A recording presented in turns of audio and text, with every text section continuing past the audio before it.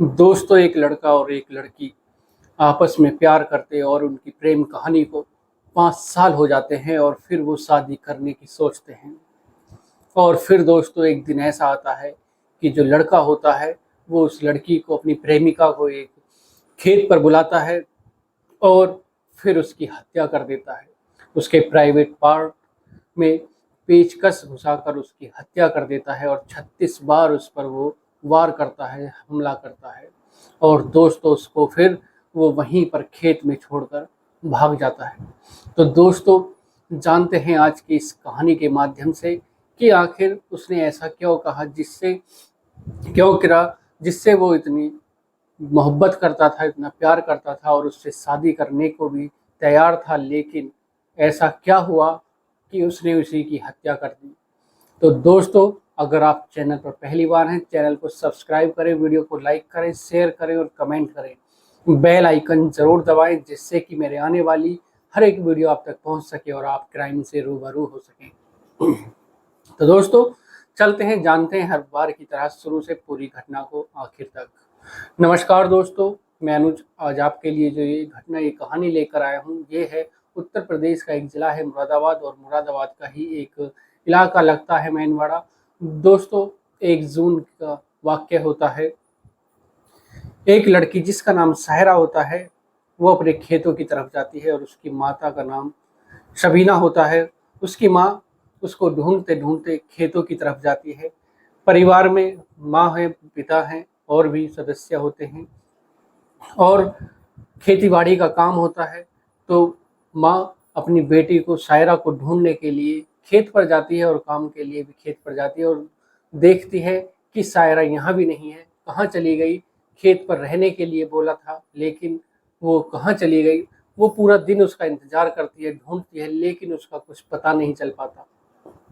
और जब शाम हो जाती है, खेत की रखवाली करने के बाद वो जब शाम को अपने घर पर आती है, तो अपने पति से कहती है, सायरा के पिता से कहती है कि सायरा कहाँ पर चली गई? इतनी लापरवाह हो रही है कि खेत पर उसकी रखवाली के लिए भेजा था, लेकिन वहाँ पर पूरे दिन नहीं आई और उसके सारी जगह उसको ढूँढ लिया, लेकिन उसको पता ही नहीं चल रहा वो कहाँ चली गई। और उसके जो पिता होते हैं, वो भी उसको ढूँढने के लिए लग जाते हैं, लेकिन सायरा का कुछ पता नहीं चल पाता। और फिर दोस्तों, जो माता-पिता होते हैं, वो उसके दोस्तों के पास जाते हैं, आस-पास पड़ोसियों से पूछते हैं, सारे गाँव में उसको ढूँढा जाता है, लेकिन उसका कुछ पता नहीं चल पाता। और फिर जब वो हार थक कर, सारे में पूछकर, गाँव वालों से पूछकर, खेतों पर पूछकर, जब वो थक जाते हैं, तो पुलिस का सहारा लेते हैं और पुलिस के पास पहुँच जाते हैं। स्टेशन में पहुँचकर वो इंस्पेक्टर साहब से कहते हैं कि साहब, हमारी एक बेटी है जिसका नाम सायरा है और उसकी उम्र करीब 20-21 साल है और पता नहीं कहाँ चली गई है। सुबह से उसका कुछ पता नहीं चला। खेतों पर रोज़ खेतों की रखवाली के लिए जाती थी, लेकिन आज पता नहीं कहाँ चली गई और उसको ढूँढ-ढूँढ कर हम परेशान हो गए। इंस्पेक्टर साहब कहते हैं कि अभी 24 घंटे नहीं हुए हैं, 24 घंटे बाद ही तुम्हारी रिपोर्ट दर्ज हो पाएगी। और फिर उसके बाद वो घर लौट जाते हैं और सारी रात उसको ढूँढते-ढूँढते निकल जाती है, लेकिन उसका कुछ पता नहीं चल पाता। और फिर जब 2 जून होती है, तो एक व्यक्ति जिसका नाम जफ़्फ़ार होता है, वो अपने खेतों पर जाता है। खेतों पर उसकी जो मक्का होती है, उसकी फसल थी, उसकी रखवाली के लिए जब वो खेतों पर जाता है, तो वो देखता है कि एक लड़की जो नग्न अवस्था में है, उसके खेत पर पड़ी हुई है और उसके शरीर पर इतने वार किए हुए हैं किसी नुकीली चीज़ से कि उसका दिल घबरा जाता है, वो कुछ बोल नहीं पाता और उसको देखकर उसके पैरों के तले से ज़मीन खिसक जाती है। वो सोचने और समझने के लिए मजबूर हो जाता है कि आखिर करूँ तो क्या करूँ? दोस्तों, उस बॉडी की इतनी बुरी हालत थी कि उस पर वो देखा भी नहीं गया और वो गस खाकर वहीं बैठ जाता है, गिर जाता है।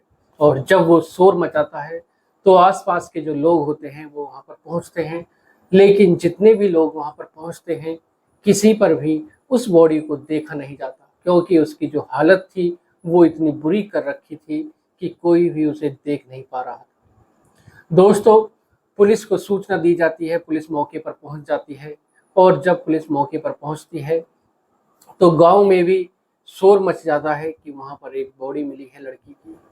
जो सायरा की माँ होती है और पिता होते हैं वो भी भागे भागे वहां पहुंचते हैं, तो देखते हैं कि ये जो बॉडी है ये उनकी बेटी की ही है जिसका नाम सायरा है। और माँ और पिता दोनों पागलों की तरह रोने लगते हैं, चीखने लगते हैं और कहने लगते हैं कि हमारी बेटी की ये हालत किसने की, जिसने भी ये हालत की है उसको सजा ज़रूर मिलनी चाहिए। और इंस्पेक्टर साहब से कहते हैं कि साहब हमारी बेटी को इंसाफ दिला दो। दोस्तों, उसके बाद इंस्पेक्टर साहब पुलिस जो होते हैं, पुलिसकर्मी जो होते हैं, वो उसकी बॉडी को पोस्टमार्टम के लिए भेज दिया जाता है। और जब पुलिस अपनी जांच करती है, शनाख्त करती है, जांच पड़ताल में जुट जाती है, तब उसकी जो माँ होती है उससे पूछा जाता है कि तुम्हारी किसी से दुश्मनी तो नहीं, तुम्हारी बेटी किसी से बातचीत तो नहीं करती थी, वो किसी के संपर्क में थी। तब उसकी माँ जो एप्लीकेशन देती हैं तो वो बताती हैं कि एक लड़का है जिसका नाम रफ़ी है और वो हमारी बेटी के पीछे पड़ा हुआ है, और लेकिन हमारी बेटी उससे बात नहीं करती थी और रफ़ी उसके पीछे पड़ा रहता था और उसके पास फ़ोन करता और उससे मिलने के लिए आता, लेकिन जो सायरा थी वो उससे मिलने के लिए तैयार नहीं होती, लेकिन रफ़ी उससे ज़बरदस्ती उससे मिलने के लिए कहता और फ़ोन पर बात करने के लिए कहता। दोस्तों, जैसे ही पुलिस यह सब सुनती है और फिर उस आनन फानन में रफ़ी को उठाया जाता है, गिरफ्तार किया जाता है। और जब रफ़ी से पूछताछ की जाती है, पहले तो वो इधर उधर की बातें बताने लगता है और फिर जब पुलिस अपने तरीके से उससे पूछती है तब रफ़ी टूट जाता है और कहने लगता है कि साहब मैं शुरू से पूरी कहानी बताता हूँ। उसके बाद दोस्तों, जो रफ़ी होता है वो कहता है कि साहब आज से 5 साल पहले मेरी और सायरा की मुलाकात हुई थी, हम दोनों मिले थे और उस दिन से ही हम एक दूसरे से प्यार करने लगे, मोहब्बत करने लगे। और जब हमारी जो दोस्ती थी वो प्यार में बदली और जब प्यार को 2-3 साल हुए तब हम दोनों एक दूसरे से शादी करने के लिए कहते हैं, लेकिन जो सायरा के घर वाले होते हैं वो शादी के लिए इनकार कर देते हैं, मना कर देते हैं। और फिर मैं यह सब सहन नहीं कर पाता और फिर उसके बाद मैं सायरा से कहता हूँ कि चलो हम यहाँ से भाग जाते हैं, कहीं दूर चले जाते हैं। लेकिन सायरा भी मेरे से दूरियां बनानी शुरू कर देती है और मैं उसको फ़ोन करता हूँ, फ़ोन नहीं उठाती। और जब मैं उसको देखता तो वो व्हाट्सएप पर ऑनलाइन रहती, लेकिन मुझे कभी मैसेज नहीं करती। मेरे दोस्तों ने कहा था कि जो लड़की है सायरा वो तुम्हें धोखा दे रही है, वो तो बहुत लड़कों से बात करती है और हमने यही सुना है कि वो बहुत सारे लड़कों से बातें करती है और व्हाट्सएप पर वो तुम्हें धोखा दे रही है, तुम्हारा पागल बना रही है। और फिर जब एक दिन आता है कि मैं सायरा से फ़ोन करता हूँ और सायरा से कहता हूँ कि मुझे तुमसे मिलना है।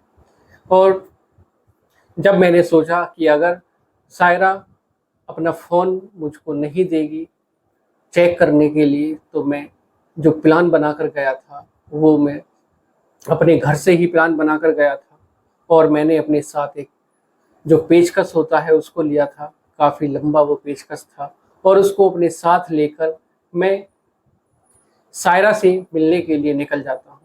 और मैं सायरा के पास फ़ोन कर कर कहता हूँ कि तुमसे मुझे मिलना है और वहाँ पर जो खेत है उस पर तुम्हें आकर मेरे से मिलना है। दोस्तों, उसके बाद जो रफ़ी होता है वो कहता है कि साहब उसके बाद सायरा मेरे से मिलने के लिए आती है और हम दोनों उस जो मक्के का खेत होता है उस पर एक दूसरे से मिलते हैं। और उसके बाद मैं सायरा से उसका फ़ोन मांगता हूँ तो सायरा फ़ोन देने से इनकार कर देती है, मना कर देती है। और फिर जो मैं अपना प्लान बनाकर गया था मैं उसको करने की सोचने लगता हूँ, लेकिन फिर मैं सोचता हूँ क्यों ना एक बार और उससे मांगा जाए। लेकिन सायरा फ़ोन नहीं देती है और फिर मेरे दिमाग में वही आता है जो मेरे दोस्तों ने कहा था कि वो काफ़ी लड़कों से बात करती है।